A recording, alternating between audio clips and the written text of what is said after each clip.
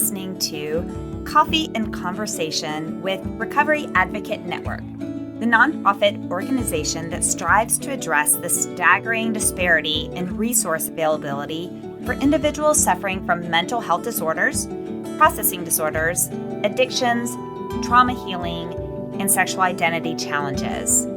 Together, we strive to end the stigma associated with these challenges so that true healing can begin.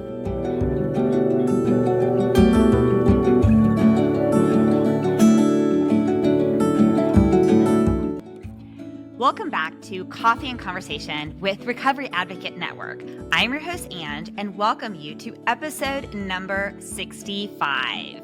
In this episode, we have a special guest, author Christina Dent, who is the founder and president of End It for Good, a nonprofit organization based in Mississippi that advocates for drug control approaches that prioritize life and well-being. Christina used to support a criminal justice approach to drugs until she became a foster parent and experienced a radical change in perspective about how to reduce drug-related harm. In her new book, Curious, which I loved, we explore her journey of shifting perspectives on addiction and advocating for a health-centered approach. Okay, so what do we talk about? During our conversation, Christina shares her experience as a foster parent, as we mentioned, and how it challenged her preconceived notions about addiction. We emphasize the importance of addressing the underlying causes of addiction. We talk about that a lot on this podcast, so I love it. And reducing the stigma associated with addiction. We also highlight the long-term impact of addiction on individuals, families, and communities, as well as the need for trauma-informed approaches. Christina calls for a shift in policies and a focus on harm and trauma reduction in addressing addiction. We also discuss the importance of speaking up and the challenges of doing so. We explore the failures of drug prohibition and the need for alternative approaches. And we discuss the impact of drug enforcement and the rise of dangerous substances like fentanyl. Finally, we highlight the need to educate and equip our children to make informed decisions. Okay, enough of this. Let's do it. But first, our 3 C's of engagement. What are they? Well, the first C is click. Make sure you click that love, like, subscribe, follow, and share link button, whatever it is on the platform you're utilizing, to make sure that, one, you don't miss future episodes and that your loved ones can learn and grow and be inspired as well. Okay, the second C is commit. Of course, stay for the full episode. You'll want to hear her motivational quote at the end, and we talk about so many diverse topics. It's really awesome. So don't go anywhere. Stay and commit to the end. And then our third Z, well, of course, it's your coffee. So fill up your coffee, sit back, relax, and let's get started.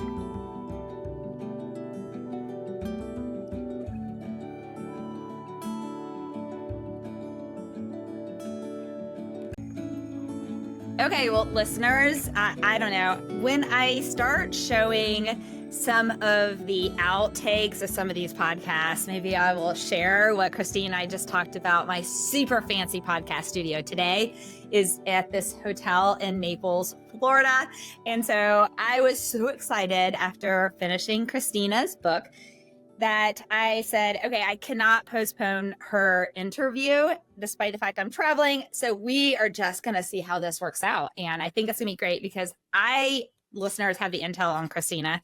So Christina, I will introduce you in the intro and give details, but I really want for me to typically shut up and let you introduce yourself and tell us why you're here today. Yeah.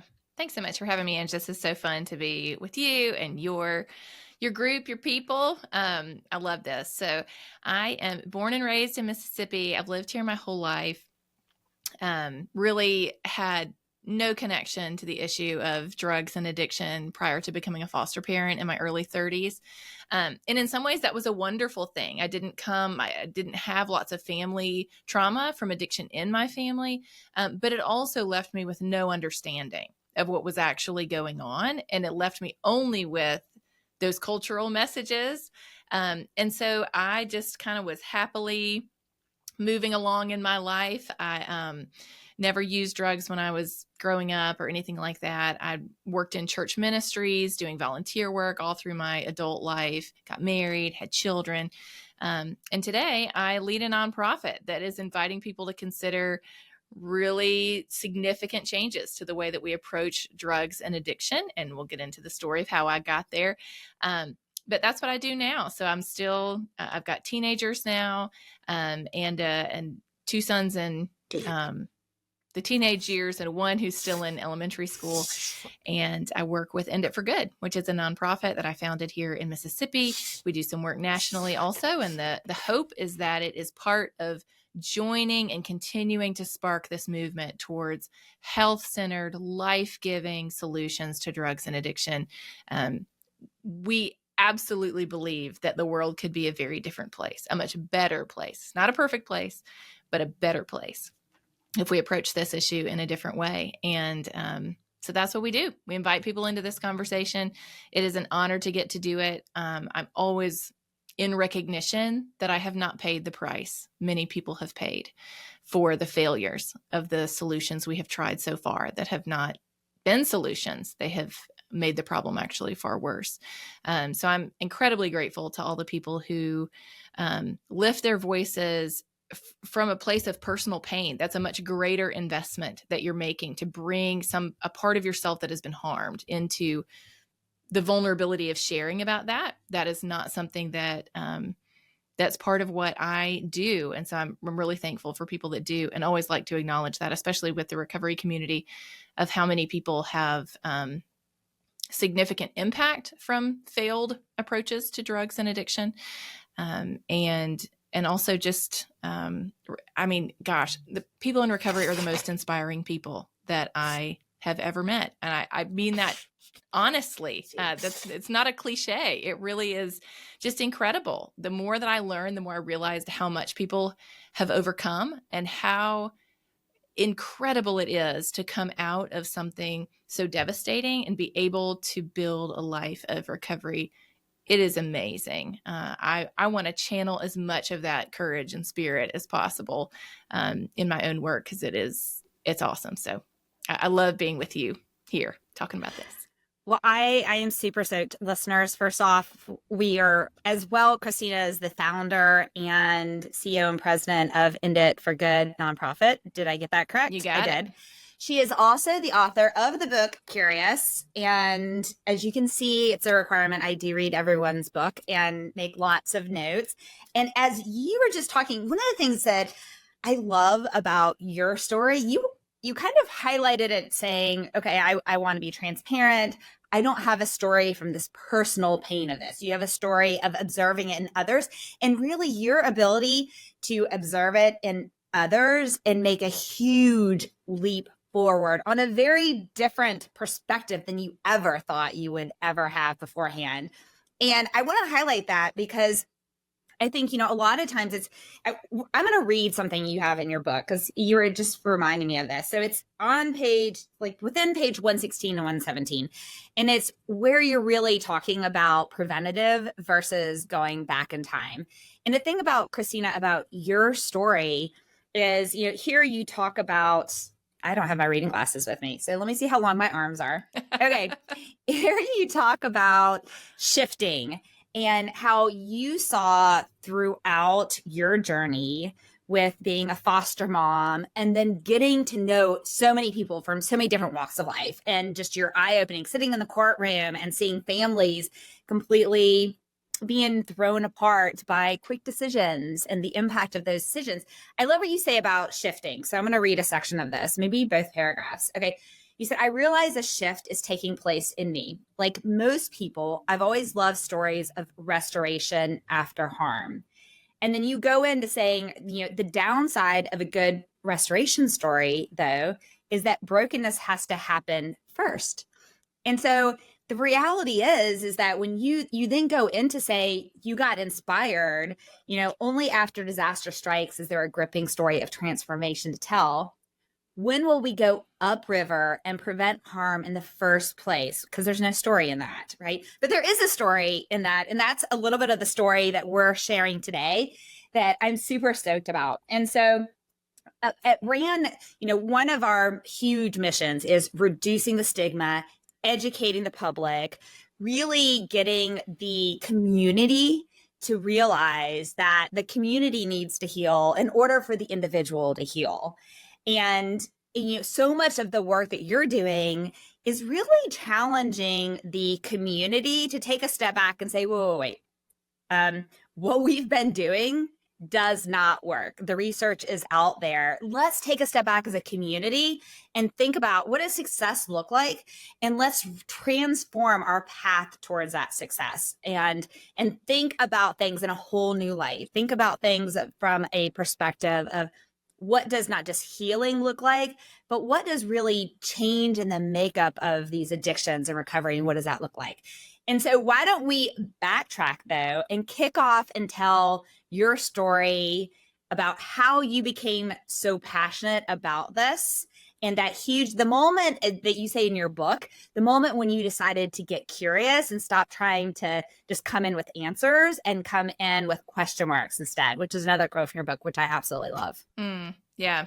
I'm somebody who, I'm a perfectionist, and I like, as most of us do, like to be right, don't like to be wrong, don't like to have things questioned.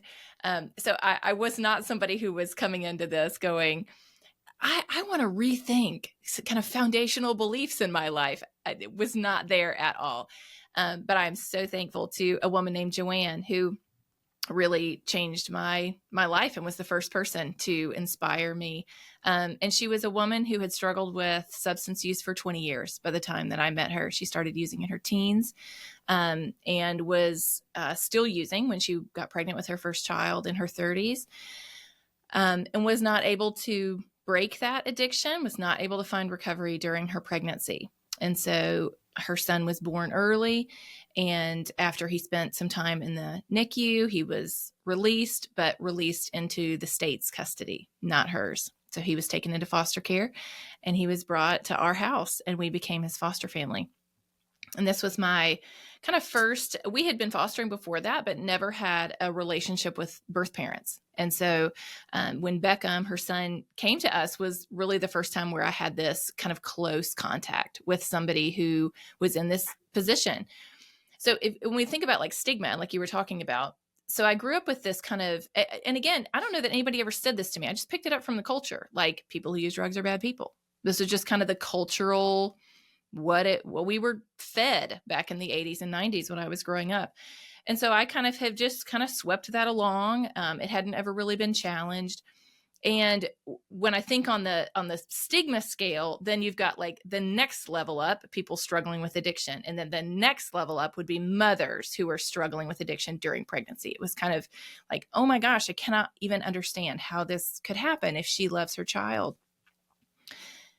And yet, when Beckham came to our house, just a few days later, he had his first visit with Joanne at the local child welfare center. And I took him to that and got his car seat out of my van and turned around in the parking lot to bring him up the steps. And here comes this woman running across the parking lot towards me, weeping. She runs over and just starts kissing this little baby. I'm awkwardly holding his car seat. And it is this completely unexpected moment for me, and lots of conflicted emotions, kind of confusion, suspicion. Is this real? Is she just kind of putting this all on? And just honestly, like, not sure what to do with it. So what do we do when we come across something that doesn't fit into the things we currently believe? We just look for any reason to like throw it out the door, like Absolutely. Whatever reason we can to stop listening, to not be challenged by it, to just like slough it off. But Joanne didn't let me slough it off, because she went to inpatient treatment after that. She just had that one visit with him. She went a couple hours away to treatment. And she would call me from treatment every day and check on him. And then she would ask me to put her on speakerphone. She would sing to him over the phone. So I had this I get chill bumps when I think about that. And mostly because I think of the treatment centers that I know that don't allow those frequency of phone calls and that kind of stuff. So I get chill bumps because as you're sharing the story, and listeners, I've read the book, I know what the ending is. But yet while you're sharing the story, all I can think of is perhaps that other mother, right, that didn't have this opportunity, and how much the Speckham's life and story would be so different had Joanne not had this. So I got chills. Yes. So it gave me this front row seat to her incredible love for her son. Not something she owed me, something that came at great cost to her. You don't let somebody in on your deepest feelings and emotions and longings without a significant cost of vulnerability associated with that. And she let me in on that and trusted me with that. And the more that I got to know her and the more that I saw these interactions, I was unable to put her in that otherized category anymore. She's not someone like me. She's doing things I would never do. And instead, I had to say, she is a mom like me. She does love her son just as much as I love my boys. And she's struggling with this addiction. So in my mind, those things couldn't go together. But I saw now they do go together. She simultaneously is somebody just like me with the hopes and the fears and the dreams and the desires that I have for my children, for my parenting. And she's struggling with this addiction. And it forced me to, I say forced because, I mean, I guess I could have turned the other way, but I give that to her because I think it was her. It was her investment, her vulnerability that stuck with me long enough to where I just couldn't look away. It was like, she has just shown me that I'm wrong about this, that something else is going on here. And that spurred this learning journey for me because we were foster parents because we wanted to help vulnerable children and families. And as I began to see, whoa, there is something significant that I have misunderstood about this. I also knew that most children in foster care are there for some sort of drug-related removal. So it became a very clear path to me of if we're doing anything wrong on this issue and how we respond to it, the impact just related to foster care could be really seismic. And the more I got to learning and the more I kept reading, the more I realized, oh, whoa, this is way bigger than foster care. This impacts almost every area of our lives, whether you use drugs or not. You are impacted by how we approach drugs and addiction. It is all around us. The impacts are playing out. Well, I love it in the book too, where you map out the reality of, and so here you have, it's Joanne, right? Mm-hmm. Is that correct? Okay. So here you have Joanne, who had a very challenging upbringing. She had adverse childhood experiences. She had some of those items around that we know. We've talked in many episodes about the link between childhood trauma, between the link of growing up in a family where someone's been in prison, all of it, how these have impacts, how these have impact on those invisible wounds that you talk a lot about, okay? And so the idea that you have, someone like Joanne who had such a strong motherly instinct and just exudes this love for her child, okay? And the impact you had here versus what I really want to tie to is the comment about when you map out, okay, if Joanne didn't have this scenario and she went off to prison, and then the child, was either raised by other family and with prison and other adverse events, or in a foster home, not knowing their parent and that kind of thing. The impact is not just however many years Joanne's in prison. It is that child now has those adverse childhood experiences. And this is an impact that then impacts the community for 50 plus years. And I think we forget that this is not an N of one. This is not just one individual that is really basically being quote unquote penalized. When you look at the time, you're like, wow, they did the crime, they should do the time, right? The phrases we have stuck in our head. We don't realize, wait. There are these invisible wounds that we don't even know about, that we're not even trying in most areas. Most treatment centers and places aren't even looking at trauma like they should be. and looking to solve those invisible wounds and make progress there, but also that impact on the child and on the siblings and on the other family members, and then on the job that that child eventually is going to be a boss, is going to be a spouse, is going to be a mother, is going to be a father, and have children. That now, hence that whole 50-year approach, that is the seismic level of the impact of this challenge. Yes. So I'm a big connector. Like in my life, I like connecting people. I like to connect people with people. People text me and they're like, hey, I'm looking for a job. And like, that's not even my job to help people find jobs. But I'm like, oh, let me see if I can think of anything. Has anybody else told me they have a job? I love connections of all kinds. So my mind just works that way. I'm always thinking through like, what's the next thing? And then what's going to happen if we do that? And what's going to happen if we do that? And I think that is what set me on a journey to start having these conversations, to found a nonprofit, to grow this work, to try to have as much impact as I can with the voice that I have, is because I became convinced this is not a small lever in terms of what we could do to improve the world.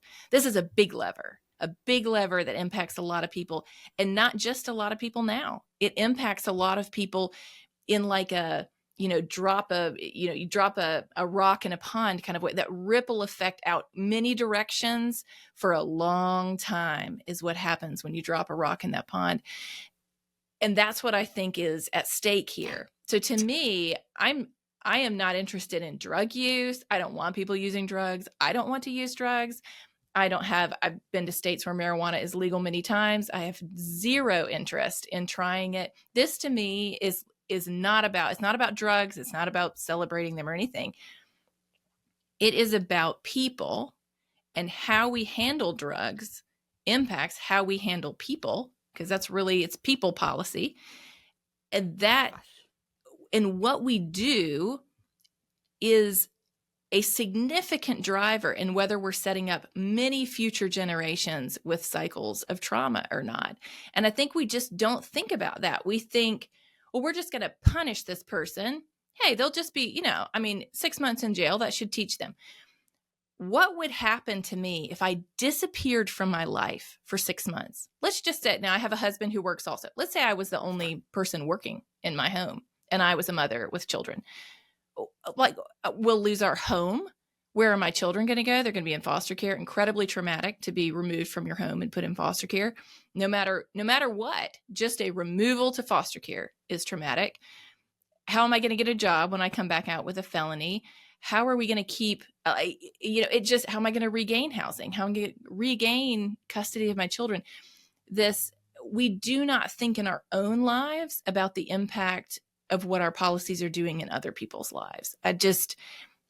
It's very easy for us to just say, let's do this or that. And we don't really think through what's the impact? What if, like, in my life, what would that be? What would that do to my children? What would it do to their schooling to be in some cases, there's not a foster family who's close. Immediately, they're ripped out of everything they know, their home, their schooling, all of it, put somewhere totally random with strangers. No matter how great those strangers might be, it's really, really traumatic. And so to me, this whole issue of rethinking this criminal justice approach to drugs and addiction, shifting to a health-centered one, is really like a giant shift towards making, it's like a trauma reduction plan is the way that I think about it, just because of how much trauma doesn't just come from arresting the parent, but even thinking through, and I talk a lot in the book about the harder parts of what I learned of how we approach drug markets and the way that criminalized markets create crises like the fentanyl crisis, where we have unregulated drugs that are very high potency and lots of people are dying of overdose. We're losing 100,000 people a year. All of those people are connected to family units. All of those family units are experiencing incredible trauma from all of the loss of life. And many of these are young people who are dying. If they have children, they have young children. Their parents are, it just is this explosion of trauma, a harm explosion when we use the criminal justice system for this issue. And if we switch, it could be a massive movement of not just harm reduction, and I don't mean that in kind of like the harm reduction sense, but just reducing harm, but really reducing trauma. And that to me is what gets me excited to get up every morning and do this work, is because, wow, what a wonderful gift to, I'll give you a story. There was a woman who heard me give a presentation, and she said, afterwards, she said, it makes me sad to hear your presentation, which nobody ever wants to hear about their presentation. How many should be inspired, But then she explained, she said, it makes me sad because my dad struggled with addiction in my childhood. Our lives were really chaotic because he tried to hide it. He was worried about getting arrested, didn't want to admit it. The stigma was so high. And so she said, if we had done what you're talking about a long time ago, my childhood could have been very different and my dad might still be alive. So to me, that's the opportunity we have. That is the opportunity. We cannot change Amanda's life or her childhood now, but we can change it for the Amandas that are going to be born in 5, 10, 20 years, and make a shift where in 30 years, people look back and they say, I cannot believe that we handled a complex health issue that is made worse by trauma in a way that produced so much trauma, and that it becomes unthinkable to go back to that kind of approach. That's what I hope. Yeah. So Jeff Breedlove, we did a 2-part episode with Jeff Breedlove, and we talked about, so this is episode 57 and episode 59. He's from Georgia Center of Recovery. And listeners, if you want to hear the stats, he just shares the stats on the number of deaths per day and really some visual impacts on what that looks like. And what Christine and I are talking about right here is a mental shift in a couple of different ways. One is a mental shift of how we look at addiction. So I like the example that you say in the book when you use the example of, and that's why I was looking back at my notes, when you use the example of a fever. And so I'm going to read that section because I thought that really stood out to me. And now I have to find it again. What? Okay. So it's on page 60 of your book. And so one thing is a shift in how we look at addiction, and then a shift of how we look at policies to try and handle make a huge impact. And I think about Jeff Breedlove talked about a time period where, if you had cancer, that you would not tell anyone that you worked with that you had cancer because they would get rid of you. And now if someone has cancer, you're like, wait, this is a health problem. So you talk a lot about the shift in the health problem. And so the part where you're talking about fever. Okay. So this mindset of addiction, as I think we look at often in society, an individual who is an addict of some sort as a awful person, especially if they're a parent, like, oh my gosh, I can't believe that this mother got pregnant and she couldn't stop smoking or doing meth, or she couldn't stop doing that. If she really loved her child, she would do these. That's how we look at this idea of addiction, as if addiction is a choice. And that someday someone said, I've said repeatedly on this podcast, I really don't think anyone was writing their little note to the tooth fairy when they were like 3 and 5 years old saying they want to be a meth addict. Like that does not happen. Okay. So I like how you talk about addiction and refer to it, and you say, so it's on page 60, on a much smaller scale, maybe addiction is a little like fever. So fevers aren't a sickness. They are our body's response to sickness, indicating something else is wrong. So addiction is an indicator that something deeper is very wrong. It could develop as a response to abuse, neglect, anxiety, depression, mental health challenges, disconnection, guilt, loss, isolation, any number of painful experiences. And then you continue and say, suffering isn't distributed equally. The deepest addictions are often the result of the deepest suffering. Inflicting blame, shame, and pain has always been a futile way to stop addiction, and now we know why. And I want to highlight that because one of the shifts that we're looking at and we're talking about is the shift on how we view what addiction really is, and that there are underlying things. And then if we take a step back and we realize that, then we should also transition our thoughts and how we view our treatment modality of addiction away from creating a criminal justice system that is, as you just mentioned, adding trauma upon trauma upon trauma, that being the treatment for these addictions, and instead looking at it as a health problem and what is our health answer to this addiction and how do we need to change our mindset to do that. So can you talk about that journey? Because I can only imagine in your community, we both come from very strong faith-based communities, where this whole idea of this transition into the health mindset and some of the things on your platform that you're really advocating for would be huge. And you probably got a lot of kickback from your internal community as well. Yeah, so I remember the first time that I was posting kind of this shift of, change of mind that I had, and I'd been off social media for a while and I got back on. So I thought, that's it's a good place to expose people who might not otherwise hear about it. We kind of hear about, we're in echo chambers. We kind of hear about the things that we already agree with, whatever. And confirmation bias. Right. Yeah, as you mentioned. I was posting, on social media, and I was literally shaking, thinking, what are people going to think when I post about this? Like this, they're going to think I'm nuts. They're going to think I've, lost my faith. I'm leading ministries at church. They're going to think like, what on earth is she thinking? It really was that kind of feeling. It is really hard to go outside of whatever tribes you're in. It's really hard to go outside of that. And I think that's true. So it's true for me, not being part of the recovery community, but being part of the faith community, part of conservative communities. But I think it's also true, no matter where you are, any type of stepping outside. So you might be in a recovery community that thinks a very particular way about recovery, and you begin learning and you say, hey, maybe there's multiple pathways to recovery. And maybe your community is not open to that, and it. It's hard to speak up. We always want other people to speak up when something, when they see something that needs to change, but it's really hard to do. And I felt that very much. And I resonate with people who feel like somebody needs to say something, but I really don't want it to be me. Yes. Not me. Yes. So I did, because I thought, in the same way, the reason that this is hard for me is the reason that it's important for me to speak up.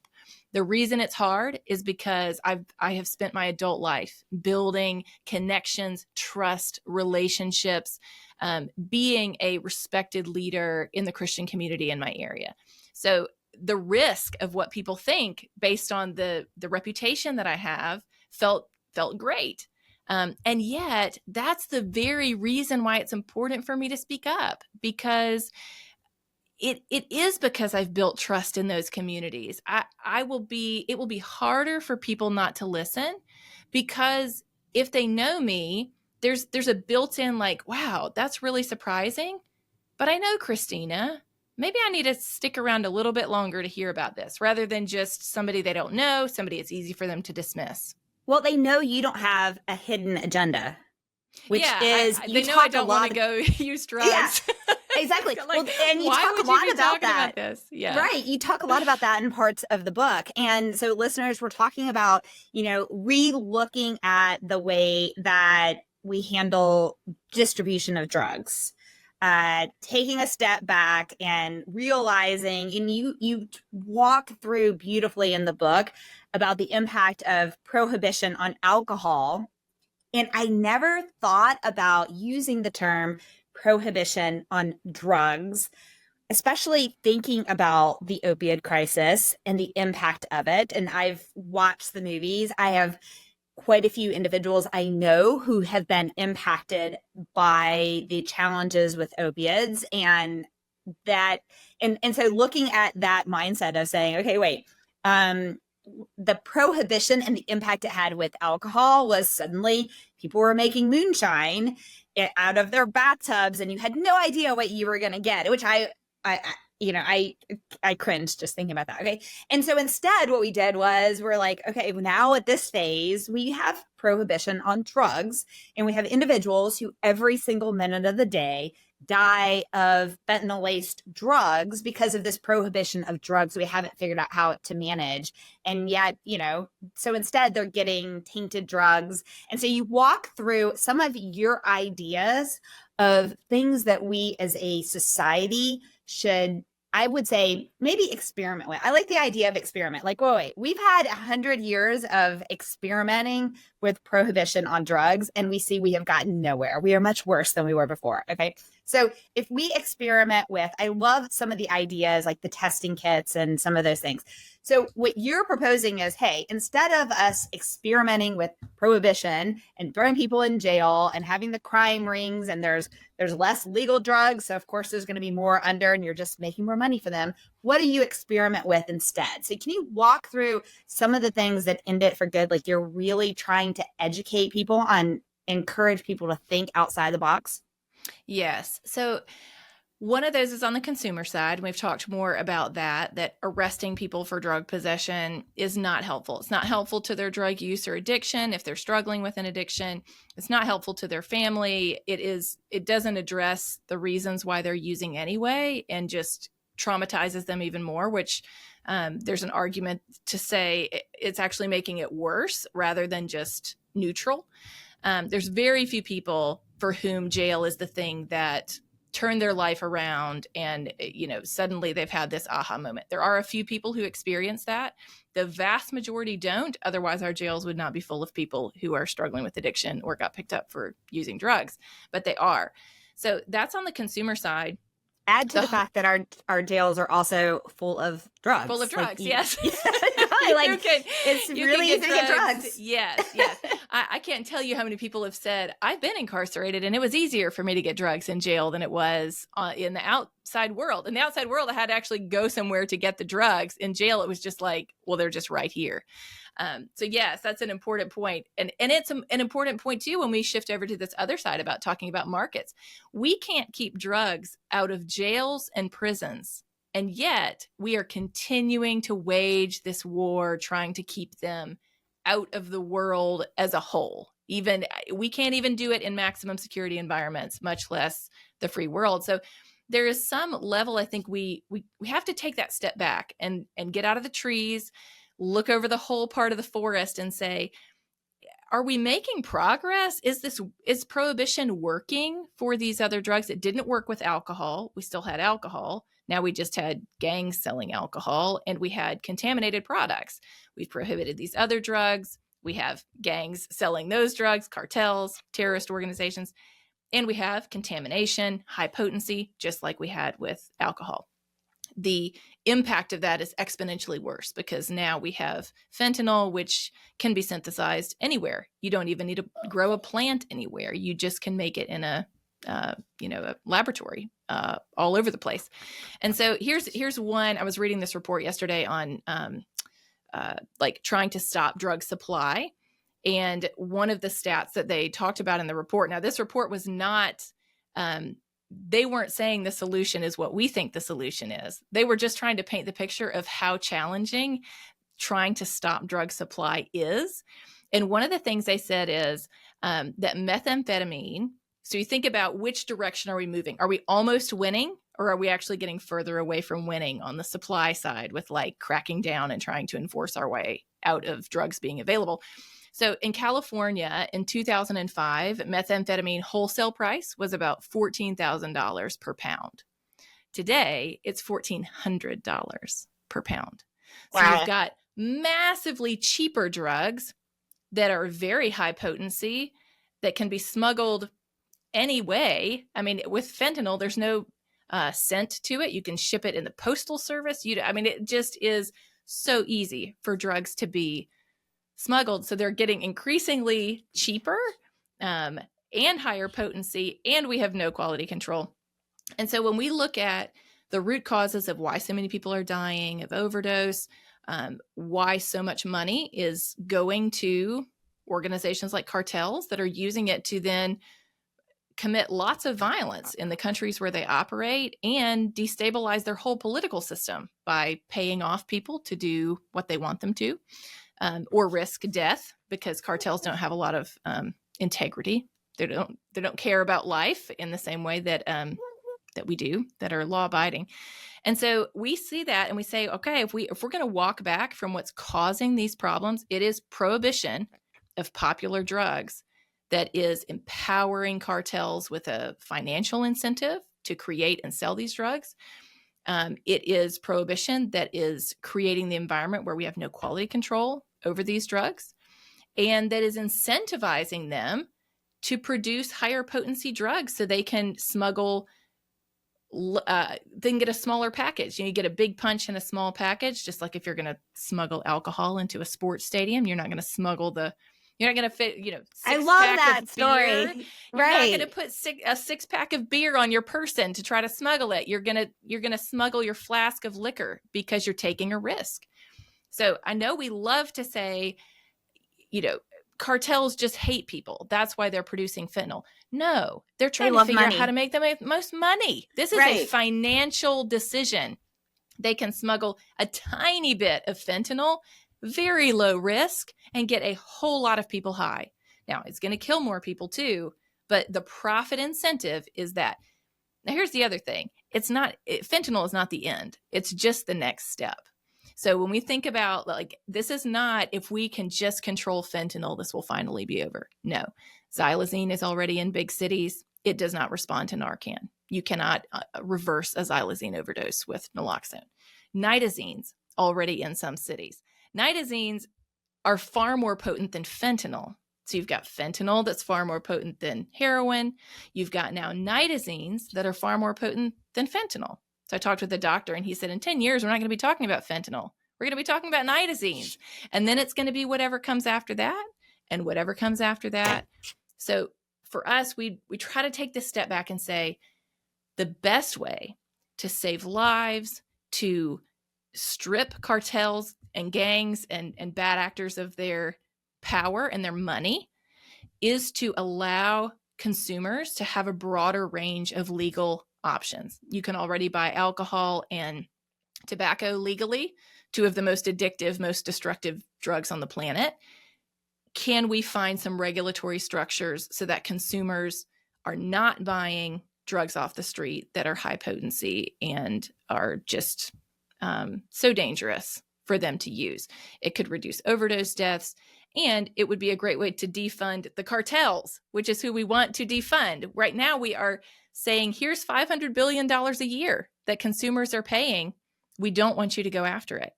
That human nature does not leave $500 billion a year on the table. Somebody will always be there to sell the drug. So you can arrest all the dealers in a whole state if you want to. Tomorrow they will all be back. Not the same people. They'll be in jail for some period of time. A whole new set of people because, hey, there's money to be made. And you will always have people that are willing to step in and make that money. So when you think about how many people are using illegal drugs, illegal drug use has doubled in the last 20 years. We have more people that can't get drugs legally and they're buying drugs on the street, which is the opposite of what we want if we want people not dying from fentanyl overdoses. So you use the example of Will and his pain story, right? Mm-hmm. And where he was in so much pain that in his mind, these are the two options that I have. I can now either, because my pain specialist can no longer prescribe or come up with solution or help me through this journey, then my two options are I either buy it illegally off the street and, by the way, risk a felony, which then if I get caught, I go to jail and then I come out and I have a felony so that I can't get a job and I can't support my family, or I complete suicide. Like, those are the options. And I can appreciate, my story is not a drug story, but when I was recovering and healing from my kidnapping, my debilitating nightmares were so bad that I remember at one point, the sleep meds that I needed to have were a controlled substance. And one of the treatment centers was like, well, we can't send you home on this because it's a controlled substance. And I was like, wait, Okay, like I need to sleep at night. There's a reason sleep deprivation is used in war, right? And so my options are you give me something so I can sleep, or I do not have a life worth living, which is the story that Will shared in that instance of not having a life worth living because we took away this one option for this idea that prohibition on this one option was going to be the solution for it when it wasn't the solution for it. Yeah. And I think that's so, Ange, this is probably, I think this is the hardest part of this whole conversation is that over the last couple decades, we've watched pharmaceutical companies make terrible decisions. I will be the first to say where there's criminal activity, that should be prosecuted, no matter where we find it, if it's in legal businesses, if it's in illegal businesses, whatever. But we cannot make this pendulum swing where we say, too many prescriptions were being written. It was too easy to get 50 pills of opioids when you really needed 3. And instead, we're just going to, it's almost like we've demonized opioids altogether. Like no one should use them. They're all bad. That's not true either. We need to find that middle path where we say, we need to hold people who are not acting in the best interest of their patients accountable. But we have ways to do that through regulatory boards, through licensing boards.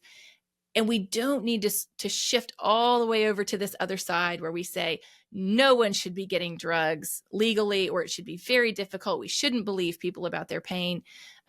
Because whether it's pain patients or whether it's people who are already struggling with addiction or whether it's people who are using recreationally, all of those people are at risk, are at much greater risk if they're getting their drugs illegally than if they're getting them legally. Like, do we want them under the care of a doctor or a drug dealer?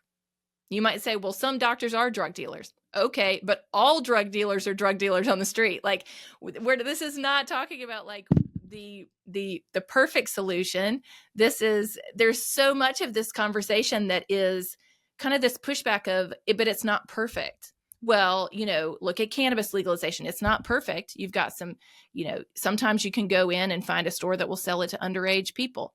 Okay, everyone sells to underage people on the underground market. Like there's no age restrictions there. So yeah, it's never going to be perfect. A legal market is not perfect. There's still going to be problems, but they're not as many problems as there are with that underground market. And we at least can have people, we can protect children better with age restrictions, even if they get their hands on it. Do we want them getting their hands on something they bought off Snapchat that's laced with fentanyl? No.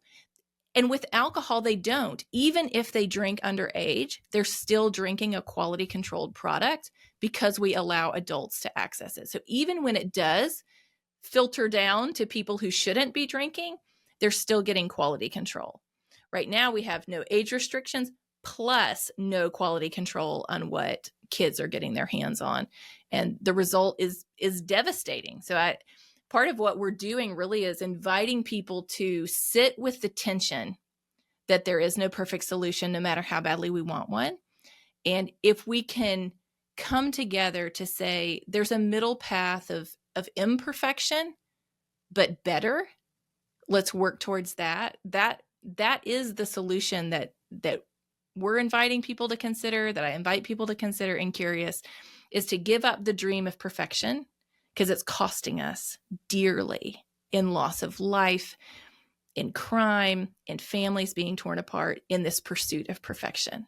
And can we instead say, we're okay without perfection. Let's figure out how to reduce harm to people, how to help people stay alive, how to increase public safety, how to help more families be together and be healthy. Let's focus on those core, deeper issues and celebrate the wins that we get from that, because we'll always continue to have to be working on this. I mean, we live in a world where we experience heartache and trauma, and we don't always have the tools that we need to deal with that in a healthy way. No matter what kind of great childhood you might have, life is really hard. And I think the part of the beauty of the recovery community that I have been blessed by is for people to to take the pain and find ways to be of service to other people and find ways to redeem that pain in their own lives. And that's just been really inspiring to me, continues to be inspiring to me. And I hope that it is to other people, and that we can take that step back and say, let's deal with root causes, and let's not let the perfect be the enemy of the good, that we're going to try to make sure no one ever uses drugs ever again, even though people have been changing the way they feel with drugs for thousands of years. But instead, how can we reduce harm, and how can we educate better for our children? Our children don't need to hear us just say, don't use drugs. They need to hear us help them understand, this is why you might be tempted to. You might use drugs and actually think, this is the most amazing thing that has ever happened to me, and I've never felt better in my life. This is what it's actually doing for you. And help them develop those tools for emotional intelligence, for understanding why that's going to be tempting, understand what it's really doing for them, understanding the risks, the real risks, not just don't use them because they'll destroy your life, but this is what can happen to you over time as those might take a bigger role in your life. That's a challenge. I have teenagers. This is a challenge. It is a challenge to figure out how much do they know? How much do they need to know? Where are we at kind of on the educational spectrum? But I have tried to just be as honest as I can with my boys, because I think the more I am honest with them, hopefully the more they will be honest with me. But I also just don't, kids today, they can figure out if you're lying in 3 seconds about drugs. Like, just pull up the internet. Is this actually true? And the internet's going to say no. Most of what we were taught growing up was not actually true. And so we lose the opportunity to actually educate them honestly and with the kind of information that's going to empower them to make healthy choices themselves, which is what we want for them. And instead, we just lose them trying to paint this broad brush, big picture, just be afraid. And most kids today are not afraid. And we need to do a better job of equipping them. I love that. So listeners, on your book list to read is Curious. And I really hope listeners will read it and slowly walk through the journey, the transformative journey that you had, Christina, in your view and where you're at today.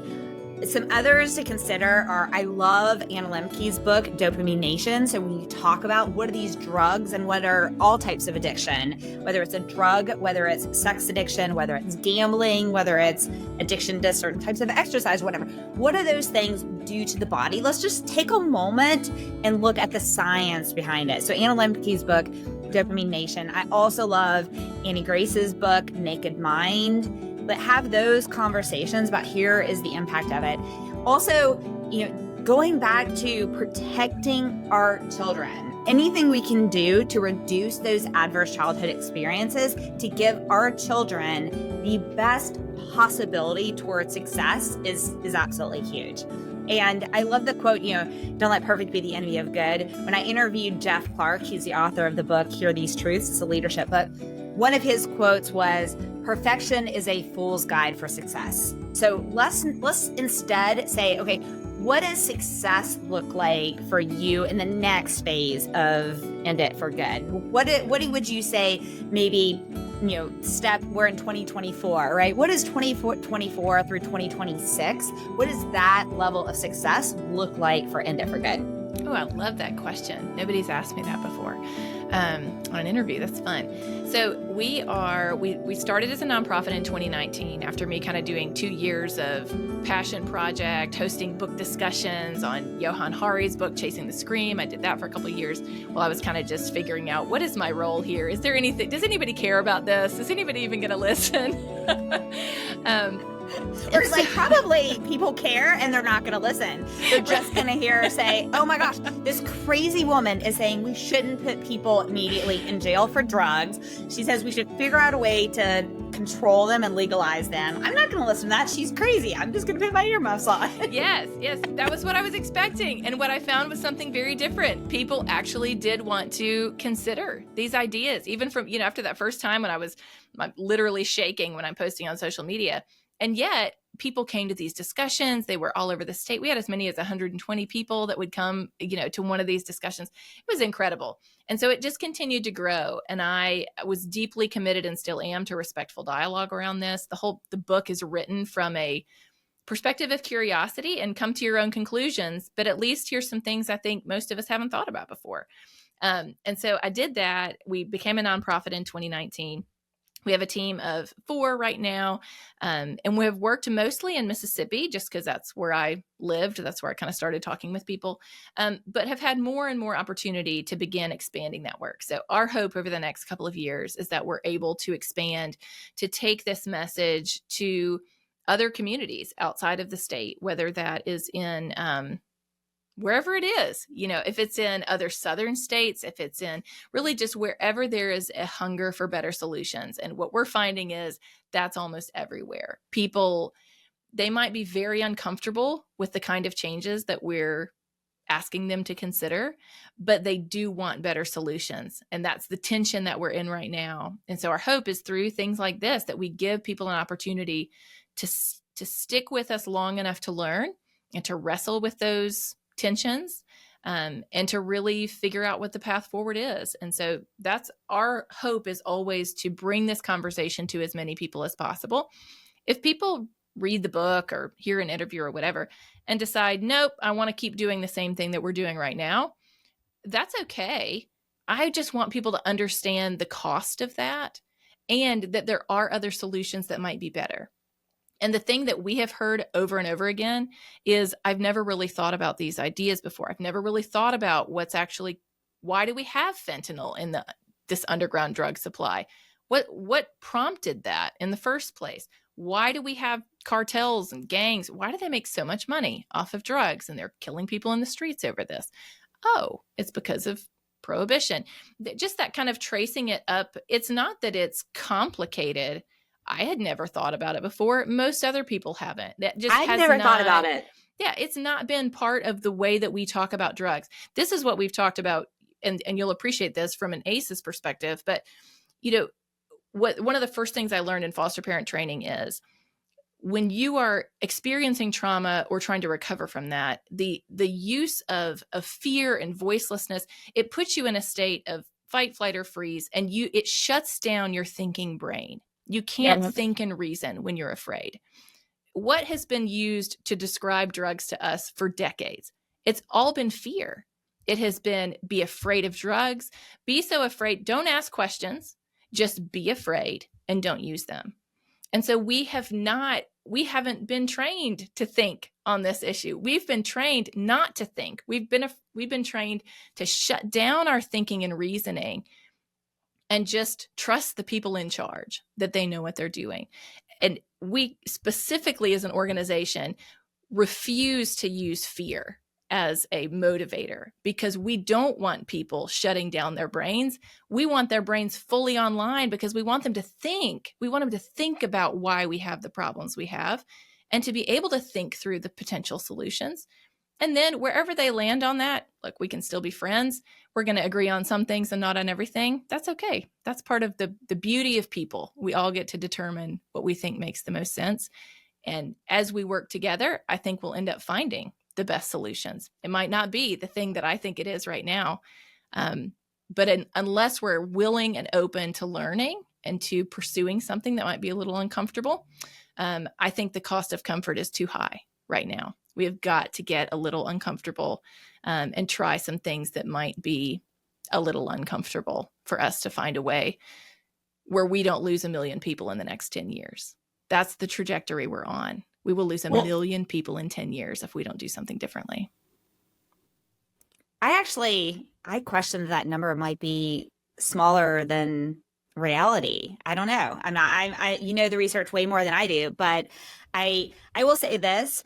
Teenagers specifically don't react to this fear, stick your head down or whatnot. That is not like hiding things and facts from teenagers. I don't know. We have a long history of realizing that makes does them not more work. interested. Exactly. Yes. Exactly. If you want to Yes. make them more curious in that way, then why don't you not talk about these things? And that would have Yes. unintended consequence, right? Yes, I was speaking at a college class, and we did the same thing that I do everywhere that I'm speaking, which is always hoping to have an opportunity for people to give their feedback. I think that's one of the most powerful things, is for people to be able to process in real time these ideas.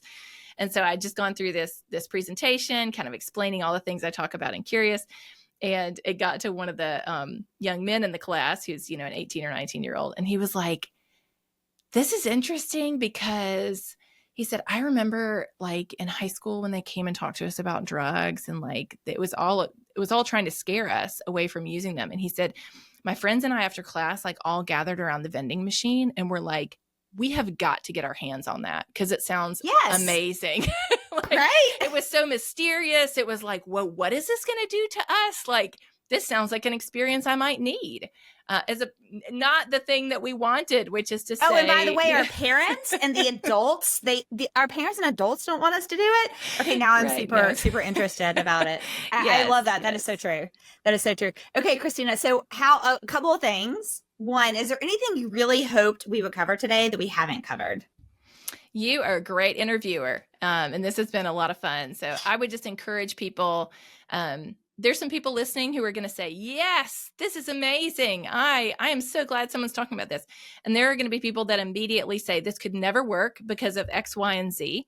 And I would just encourage you to pick up a copy of Curious. It's very affordable. The audiobook will be coming out in about a month. So it'll be coming out about the end of April. I'm not sure when this will air, but it is intentionally very affordable. Most of the proceeds from the book sales go right back to End It for Good to fund more things like this, where we get to invite people into the conversation. And so it would encourage people to just stick with it long enough to really hear the conversation, to really hear the, I talk a lot in the book about what I learned, and then all these different things that were kind of like my devil's advocate. Wait, I'm a Christian. Does this fit with this? Wait, I'm conservative. Is this like, what about those values? Wait, I'm a mother. How do I keep my kids safe? All of those things. I want people to stick with it long enough to at least understand where this perspective is coming from. And then if you don't agree, that's totally fine. But if you're listening to this podcast, you care about people who are struggling with absolutely addictions of some sort. Yeah, otherwise you would not be listening. And so I hope that you'll give it a read, give it a listen, and see what you think about it. And then let me know. You can email me. Just send me an email at Christina@enditforgood.com. You can share your story. You can share your thoughts. You can tell me why you think it might not work. And I will be delighted to hear your thoughts on it. I would love for people to just get engaged with it in some way. And not so much with us, but just broaden that perspective, broaden your perspective, listen to ideas that might sound a little crazy, so that we can find a better path forward. The whole Joanne story is in there, including the end of the story, which is wonderful and inspiring. And she is the hero of the story in every way. She's amazing. She is really incredible. So just really thankful for the opportunity to talk about it, and to do that in a way that I hope will draw people into more conversation. So we can find solutions together. We don't have to agree on everything to be able to work together, save lives, protect children and families. I think we all want that. Protect our communities. I love something you said, and Jeff Breedlove in his episodes talked so much about this. Like, just engage. Be a part of the conversation. Don't sit on the couch and watch the world and judge from the glasses that you were raised seeing, right? Like, engage and allow yourself to have those question marks and allow yourself to be curious. by reading the book, by listening to the TED Talk. I will include the links to the book, to the TED Talk, and to the website and Christina's email all in the show notes. So if you're driving on your commute to work and you're like, how do I get a hold of this? Okay, pull up the show notes and read those. Okay, Christina, it is a requirement of this podcast that everyone share their favorite motivational quote. So I hope you remembered your favorite motivational quote. Can you share it? I got it right here. Sits Love on it. my thing right here. A journey of 1,000 miles starts with a single step. If you want to change something, it's going to be a long, long journey. Changing the way we approach drugs and addiction, it's going to be a long journey. It only happens one step at a time. That's true if you're working in it full time, like I am. It's true if it's just something that you're passionate about. And here's the thing. Every single step matters. It doesn't matter. You don't have to work in this full time for what you do to matter. When I put a few of those little posts out on social media, most people didn't engage with them. I thought, nobody's listening. People would come up to me in person and say, hey, I've been seeing what you've been posting and I really appreciate it. And then they would say, my mom struggled with an addiction when I was younger, or my son is struggling currently and he's in treatment for the 10th time, or whatever it was. It matters. Every little bit matters. And that would be the thing I would hope to leave people with. You have a voice. You have people that trust you. You can change the way that we approach things just by offering people an opportunity to learn from somebody that they trust. So I had a pastor say one time, what do you do when you're trying to figure out, like, how do I make a difference in the world? Well, look for what's in front of you. Look for what your opportunities are. They're going to be different for all of us. Learn what you can about it and then jump in.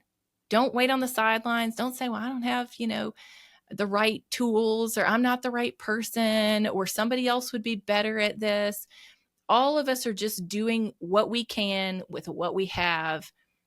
And by doing that together, absolutely, we can change the way that we approach drugs and addiction so that, like you were talking about earlier, the way that people even receive treatment now, in 10 or 20 years, we wouldn't even think about giving treatment to somebody that did not include trauma therapy. Like, exactly. That's my dream is like that the whole thing is changed, separate. You might not think we should change anything on policy. That's okay. You can help change the way that your culture, your church, your neighborhood approaches drug use and addiction. That there are so many opportunities for all of us to have an impact in small ways and big ways. Do not sit on the sidelines. Get in the game. It is worth it. It's incredibly fulfilling work. It's incredibly hard work. But people matter and they're worth the effort. Love it. Thank you so much, Christina. This has been amazing. Thank you, Ange. I appreciate you.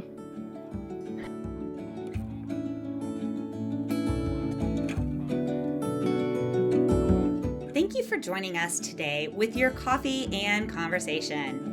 We hope you've been encouraged and learned something from today's story. To learn more about today's guest, please check out our show notes for more details. Now it's time to remember to like this episode, subscribe, and turn on your notifications to ensure you do not miss future episodes. Recovery Advocate Network envisions a world where individuals with mental health challenges receive comprehensive and effective treatment without the worry of financial burdens to themselves or their families, all without the stigmas often present in society. We are proud that every individual worked with RAN does so on a 100% volunteer basis. You can support the mission by making a financial donation via PayPal or Venmo, or email donate@recoveryadvocatenetwork.org if you would like to donate items for our next fundraising auction. Please visit our website at www.recoveryadvocatenetwork.org to learn more. Now, stay in the loop about upcoming events, future episodes, and more by following us on Facebook, Instagram, Twitter X, TikTok, LinkedIn, and all major podcast platforms. As a reminder, the experiences and advice expressed in this episode are the host and guest's own personal stories and do not represent the opinions of any organization mentioned. RAN is passionate about opening the doors for all voices and experiences, not just those expressed in any particular podcast.